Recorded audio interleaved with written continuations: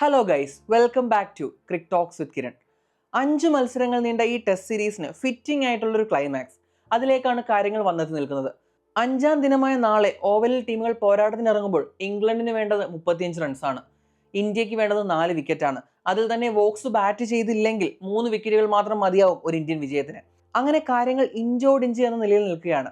നമ്മളിപ്പോൾ ഈ ഒരു സീരീസിന്റെ ഒരു പെർഫെക്റ്റ് ക്ലൈമാക്സ് എന്ന് പറയാൻ കാരണം, ഇപ്പോൾ നമ്മൾ ആദ്യത്തെ മത്സരം തൊട്ട് ഇങ്ങോട്ട് നോക്കിക്കഴിഞ്ഞാൽ ആ ഒരു അടിക്ക് തിരിച്ചടി എന്ന രീതിയിലാണ് ഈ ഒരു സീരീസ് പുരോഗമിച്ചത്. അപ്പോൾ നമ്മളൊരു റീസെന്റ് പാസിൽ നോക്കിയാൽ ഒരു ഇന്ത്യ ഇംഗ്ലണ്ട് സീരീസ്, പ്രത്യേകിച്ച് ഇംഗ്ലണ്ടിൽ ഇത്രയും കോമ്പറ്റീറ്റീവ് ആവുന്നത് അല്ലെങ്കിൽ ഇത്രയും ക്ലോസ് ആവുന്നത് നമ്മളുടെ ഒരു ഓർമ്മയിൽ ആദ്യമായിരിക്കും. കാരണം അതിനൊരു കാരണം എന്ന് പറഞ്ഞു കഴിഞ്ഞാൽ ഈ ഒരു സീരീസിൽ പിച്ചുകൾ കൂടുതലും ഫ്ലാറ്റ് ആയിരുന്നു. ഇപ്പൊ നമ്മൾ റൺസ് വൈസ് നോക്കിക്കഴിഞ്ഞാൽ ഏറ്റവും കൂടുതൽ റൺസ് പിറന്ന ഒരു ടെസ്റ്റ് സീരീസ് ആയിട്ട്, ഇംഗ്ലണ്ടിലെ ഒരു ടെസ്റ്റ് സീരീസ് ആയിട്ട് ഇത് മാറിയിട്ടുണ്ട്. ഇതിനു മുമ്പ് ആഷസ് എന്തോ ആണ് ഇതിൽ കൂടുതൽ ഒരു റൺസ്, ഒരു അഗ്രിഗേറ്റ് സ്കോർ പിറന്നത്. അത് എന്തോ നമ്മൾ ഈ ഒരു ഇതിൽ പോലും അല്ല, ഒരു 6 ടെസ്റ്റുകളുള്ള സീരീസിലാണ് ഇതിൽ കൂടുതൽ റൺസ് പിറന്നത്. ആ ഒരു ബാസ്ബോൾ ആ ഒരു സ്റ്റൈലിലേക്ക് മാറിയതിനു ശേഷമാണ് ഇംഗ്ലണ്ടിലെ പിച്ചിന് ആ ഒരു സ്പൈസ് ഒക്കെ നഷ്ടപ്പെട്ടു തുടങ്ങിയത്. എന്നാൽ ഈ ഒരു 5ാമത്തെ ടെസ്റ്റ് മത്സരത്തിലേക്ക് വന്നു കഴിഞ്ഞപ്പോൾ നമ്മൾ ആ ഒരു പഴയ ഇംഗ്ലണ്ട് പിച്ചിന്റെ ആ ഒരു ഷെയ്ഡ്സ് നമ്മളിവിടെ കണ്ടു. അതായത് ആ ഒരു ഫാസ്റ്റ് ബോളിങ്ങിനെ അത്രയും പിന്തുണയ്ക്കുന്ന, ഫാസ്റ്റ് ബോളേഴ്സിന് അത്രയും വിക്കറ്റുകൾ കിട്ടുന്ന ആ ഒരു തനത് നമ്മൾ നേരത്തെ കണ്ടു പരിചയിച്ച ഒരു ഇംഗ്ലണ്ട് പിച്ചാണ് നമ്മൾ ഇത്തവണ ഈ ഓവലിൽ കണ്ടത്. ഇനിയിപ്പോൾ ഞാൻ പറഞ്ഞല്ലോ, അപ്പം ഈ ഒരു സീരീസ് എന്ന് പറയുന്നത്, ഇപ്പം ഇന്ത്യ ജയിച്ച ആ ഒരു മത്സരം ഒഴിച്ചു നിർത്തി കഴിഞ്ഞാൽ ബാക്കിയെല്ലാം ഭയങ്കര കോമ്പറ്റീവ് ആയിരുന്നു. ഇപ്പൊ ആദ്യത്തെ മത്സരം വേണമെങ്കിൽ ഇന്ത്യക്ക് ജയിക്കാമായിരുന്നു, പക്ഷേ മത്സരം കൈവിട്ടു. അതുപോലെ തന്നെ 3ാമത്തെ മത്സരം അവസാനം നിർഭാഗ്യം കൊണ്ടായിരുന്നു. സിറാജിന്റെ ബാറ്റിൽ ആ ഒരു ഡിഫെൻഡ് ചെയ്ത പന്ത് തിരികെ റോൾ ഓൺ ചെയ്ത് സ്റ്റമ്പിൽ കയറിയിട്ടാണ് ഇന്ത്യ തോറ്റത്. അത്രയും ക്ലോസ് ആയിരുന്നു. 4ാമത്തെ മത്സരം എന്ന് പറഞ്ഞു കഴിഞ്ഞാൽ ഇന്ത്യ 0-2 എന്ന നിലയിൽ ഒരു 300+ ലീഡിനെ ആ ഒരു തോൽവി മുന്നിൽ കണ്ടിട്ട് വളരെ മികച്ച രീതിയിൽ തിരിച്ചു വന്നിട്ട് മത്സരം സമനിലയിലാക്കി. ഇനി ഇന്നത്തെ ദിവസത്തിലേക്ക് വന്നു കഴിഞ്ഞാൽ നമുക്കറിയാം, ഇന്നലെ കളി നിർത്തുമ്പോൾ 50-1 എന്ന നിലയിലായിരുന്നു നമ്മുടെ ഇംഗ്ലണ്ട് സ്കോർ എന്ന് പറയുന്നത്. ഇപ്പൊ നമുക്ക് ഒരു ഈവൻ സ്റ്റീവൻ എന്ന് പറയാൻ പറ്റുന്ന ഒരു രീതിയിൽ, കാരണം പിച്ച് കുറച്ചുകൂടെ ബാറ്റിങ്ങിന് അനുകൂലമായിട്ടുണ്ട്. എന്നാൽ ഇന്ത്യക്ക് ആ ഒരു സ്ട്രോക്ക് ഓഫ് ആ ഒരു എൻഡിൽ ഒരു വിക്കറ്റ് കിട്ടി. നമ്മുടെ ആ ഒരു സിറാജിന്റെ ഒരു യോർക്കറിൽ സാക്രോളി വീണതോടുകൂടി ഇന്ത്യക്കും ആശ്വസിക്കാൻ വകയുണ്ട്. അതുപോലെ തന്നെ ക്രിസ് വോക്സ് ബാറ്റിങ്ങിന് ഇറങ്ങാനുള്ള സാധ്യത കുറവാണ്. അങ്ങനെയൊക്കെ വന്നപ്പോഴേക്കും വേണമെങ്കിൽ ഇന്ത്യ ഒരു വിജയം പ്രതീക്ഷിക്കാം, ഒരു അനായാസ വിജയം. അതായത് കുറച്ച് എന്തായാലും ആ ഒരു ഫസ്റ്റ് ഇന്നിങ്സിൽ തിരിച്ചു വന്ന രീതിയൊക്കെ വെച്ച് നോക്കിയാൽ ഒരു വിജയം പ്രതീക്ഷിച്ചിരിക്കണം. ഇനിയിപ്പോൾ ഇംഗ്ലണ്ടിന്റെ കാര്യം പറഞ്ഞു കഴിഞ്ഞാൽ ഇംഗ്ലണ്ടിനും അറിയാലോ, ആ ഒരു ആദ്യത്തെ മത്സരം ഇതുപോലെയാണ് അവർ ചേസ് ചെയ്ത് ജയിച്ചത്. അപ്പോൾ ഇരു ടീമുകൾക്കും വിജയപ്രതീക്ഷ ഉണ്ടായിരുന്നു. ഇനി ഈ ദിവസത്തിലേക്ക് വന്നു കഴിഞ്ഞാൽ ഡക്കറ്റ് നല്ല രീതിയിൽ തുടങ്ങി. എങ്കിലും ആ ഒരു 106-3 എന്ന നിലയിൽ ഇംഗ്ലണ്ട് കുറച്ചൊരു സ്പോട്ട് ഓഫ് ബോർഡറിൽ നിൽക്കുന്ന സമയത്താണ് ഹാരി ബ്രൂക്കും ജോ റൂട്ടും ഒന്നിക്കുന്നത്. ഹാരി ബ്രൂക്കിന്റെ ഒരു ക്യാച്ച് സിറാജ് വിട്ട് കളഞ്ഞു. അത് നിർഭാഗ്യകരമായിരുന്നു. ആ ഒരു ജഡ്ജ്മെന്റ് കറക്റ്റ് ആവാത്തതുകൊണ്ടാണ് ആ ക്യാച്ച് എടുത്തിട്ട് ബൗണ്ടറി ക്യൂഷനിൽ ചവിട്ടുകയാണ് സിറാജ് ചെയ്തത്.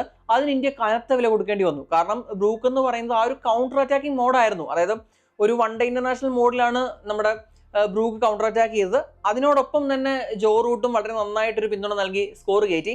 അപ്പൊ ഈ 2 പേരും കൂടി ചേർന്നപ്പോഴേക്കും റൺസ് ഭയങ്കര തിക്ക് ആൻഡ് ഫാസ്റ്റ് ആയിട്ട് വന്നു. അങ്ങനെ വന്നപ്പോഴേക്കും ഇംഗ്ലണ്ട് അനായാസം കളി ജയിക്കുമെന്ന് ഒരു ഘട്ടത്തിൽ തോന്നിച്ചു. കാരണം ആ ഒരു ചാൻസ് സ്പിൽ ചെയ്തു. അത് കഴിഞ്ഞിട്ടാണെങ്കിൽ ഇന്ത്യൻ ബോളേഴ്സിന് പ്രോപ്പറായിട്ട് ഒന്നും കിട്ടുന്നില്ല. പിച്ച് കൂടുതൽ ബാറ്റിങ്ങിന് അനുകൂലമായി.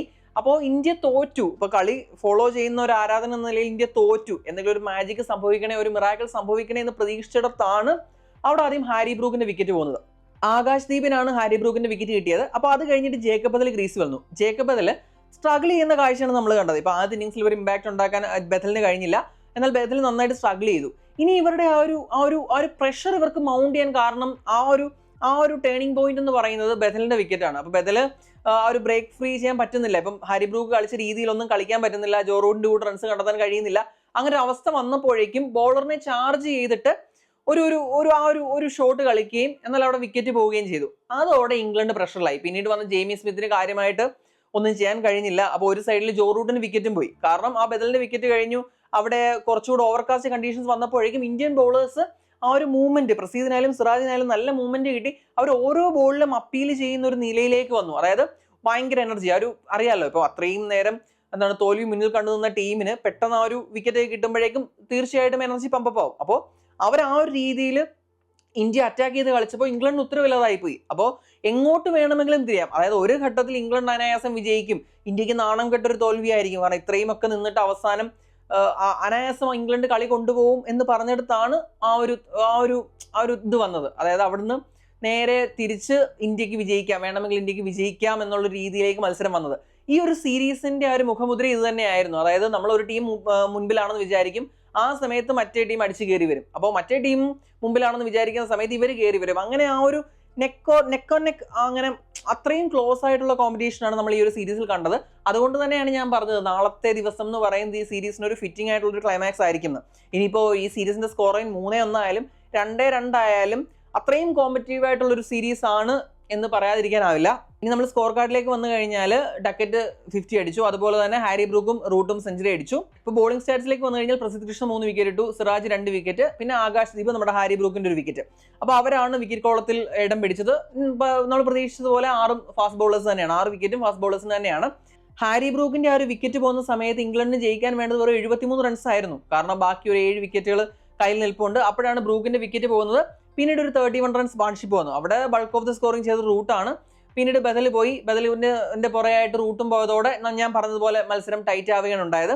അതിനുശേഷം മഴ വന്നു. മഴ വന്നപ്പോഴേക്കും സത്യം പറഞ്ഞു കഴിഞ്ഞാൽ ഇന്ത്യക്കാണ് ആ മഴ വന്നതൊരു ചെറിയ പ്രശ്നമെന്ന് ഞാൻ പറയും. കാരണം എന്താ വെച്ച് കഴിഞ്ഞാൽ ഇന്ത്യ അത്രയൊരു മൊമെന്റത്തിൽ റൈഡ് ചെയ്യുന്ന സമയത്താണ് ആ ഒരു മഴ വന്നത്. അത് മാത്രമല്ല, ജെയിമി സ്മിത്ത് നമുക്കറിയാം നല്ല അറ്റാക്കിംഗ് പ്ലെയർ ആണ്. ജെയിമി സ്മിത്തും സ്ട്രഗ്ലിംഗ് ആയിരുന്നു.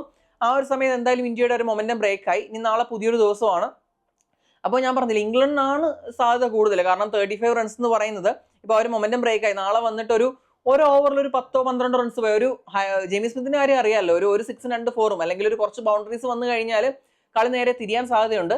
എന്നാൽ നാളെ മത്സരം തുടങ്ങുമ്പോൾ ജെയിമി സ്മിത്തിന്റെ വിക്കറ്റ് ഇടാൻ കഴിഞ്ഞാൽ, ഇന്ത്യക്ക് കഴിഞ്ഞാൽ തീർച്ചയായിട്ടും പ്രതീക്ഷയുണ്ട്. കാരണം വോക്സ് ബാറ്റ് ചെയ്യാൻ സാധ്യത കുറവാണ്. ഇനി വോക്സ് ബാറ്റ് ചെയ്താൽ തന്നെ വോക്സിന് ഫ്രീ ആയിട്ട് ബാറ്റ് ചെയ്യാൻ കഴിയില്ല. പിന്നുള്ളത് ഗുസ് അറ്റ്കിൻസണും ജോഷ് ടങ്കുമാണ്. ഇവരെല്ലാം വേണമെങ്കിൽ 2 അടി അടിക്കാൻ കെൽപ്പുള്ളവരാണ് എന്നുള്ളത് മറ്റൊരു കാര്യം. കാരണം ഇന്ത്യയുടെ കൂട്ടല്ല, ഇംഗ്ലണ്ടിന്റെ ആ ഒരു ടെയിൽ എന്ന് പറയുന്നത് തീർച്ചയായിട്ടും ആ ഒരു അടിക്കാൻ കഴിവുള്ളവർ തന്നെയാണ്. അപ്പോൾ മത്സരം തീർച്ചയായിട്ടും സ്റ്റിൽ പന്ത് ഇംഗ്ലണ്ടിന്റെ കോർട്ടിൽ തന്നെയാണ്. എന്നാൽ ആ ഒരു ഹാരി ബ്രൂക്കും ജോ റൂട്ടും കളിച്ച് കയറിക്കൊണ്ടിരുന്ന സമയത്ത് അത്രയും പ്രശ്നം ഇന്ത്യക്കില്ല. അതായത് വേണമെങ്കിൽ ജയിക്കാം, ക്വിക്ക് വിക്കറ്റ്സ് ഉണ്ടെങ്കിൽ ഇന്ത്യക്ക് ജയിക്കാൻ സാധിക്കും. അപ്പോൾ എന്തായാലും ഞാൻ പറഞ്ഞ പോലെ ഇംഗ്ലണ്ടിന് തന്നെയാണ് അഡ്വാൻറ്റേജ് കൂടുതൽ. നിങ്ങൾക്ക് ആർക്കാണ് അഡ്വാൻറ്റേജ് തോന്നുന്ന കാര്യം തീർച്ചയായിട്ടും കമന്റ് ചെയ്യുക.